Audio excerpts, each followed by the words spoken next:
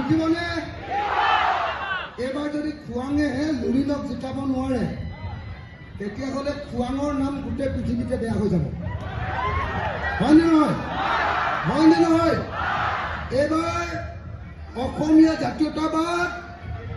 আৰু হিন্দু সাম্প্ৰদায়িকতাবাদৰ মাজত যুঁজ হয়নে নহয়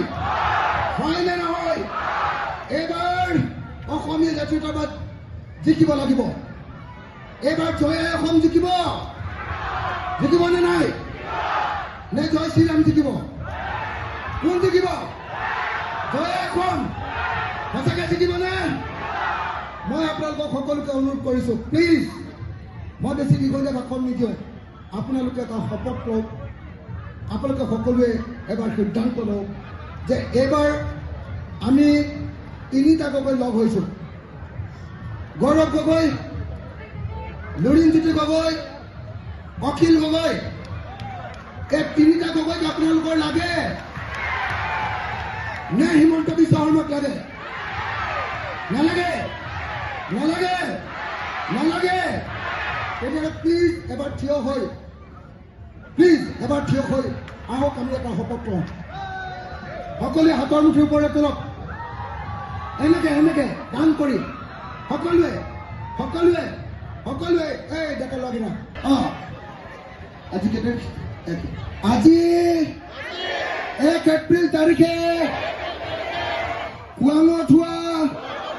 বিশাল গণসমাৱেশত অসমবাসী ৰাইজে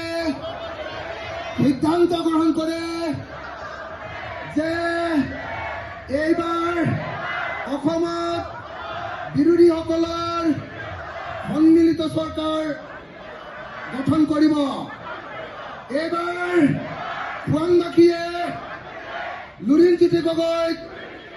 নিজৰ প্ৰতিনিধি ৰূপে বাছি পঠিয়াব জয় অসম বিৰোধী ঐক্য মঞ্চ জিন্দাবাদ গৌৰৱ গগৈ জিন্দাবাদ এজন গৌৰৱ গগৈ তেওঁ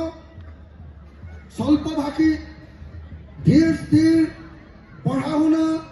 বিদেশত পঢ়ি অহা ল'ৰা আৰু আনজন হ'ল উতনুৱা হিমন্ত বিশ্ব শৰ্মা হয়নে নহয় উতনুৱা হিমন্ত বিশ্ব শৰ্মা হয়নে নহয় এতিয়া আপোনালোকক উতনুৱা হিমন্ত বিশ্ব শৰ্মা যাৰ নাম প্ৰত্যেকটো অসমৰ কেলেংকাৰীত নাম আছে সাৰদা কেলেংকাৰী APSC কেলেংকাৰী উত্তৰ কাছাৰৰ 1000 কোটি টকাৰ কেলেংকাৰী মানৱেন্দ্ৰ হত্যাৰ কেলেংকাৰী মানৱেন্দ্ৰ হত্যাৰ গোচৰ গোটেইবিলাক কেলেংকাৰীতে নাম আছে তেওঁক অসমৰ পুনৰ মুখ্যমন্ত্ৰী বনাব নে অসমীয়া জাতিৰ ভৱিষ্যত গৌৰৱ গগৈক এইবাৰ মুখ্যমন্ত্ৰী আপোনালোকে বনাব কাক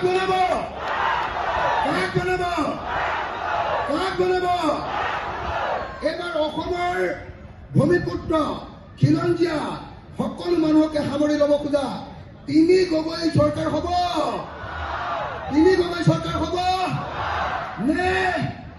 নে অমিত শ্বাহৰ নিৰ্দেশত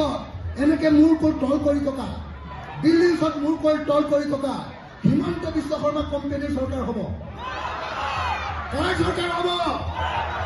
তিনি গগৈ চৰকাৰ হ'বনে নাই মই সকলোকে ধন্যবাদ জনাইছো আৰু তিনি গগৈ চৰকাৰৰ কাৰণে আপোনালোকক সকলো অসমবাসী ৰাইজক সকলো ইয়াত উপস্থিত থকা ৰাইজক নহয় সকলো অসমবাসী ৰাইজক আহ্বান জনাইছো এখন শান্তিপূৰ্ণ এখন গণতান্ত্ৰিক এখন প্ৰগতিশীল এখন উন্নয়নমুখী অসম গঢ়িবৰ কাৰণে এইবাৰ বিৰোধী ঐক্য মঞ্চক আপোনালোকে সহযোগিতা কৰক ধন্যবাদ জয় অসম।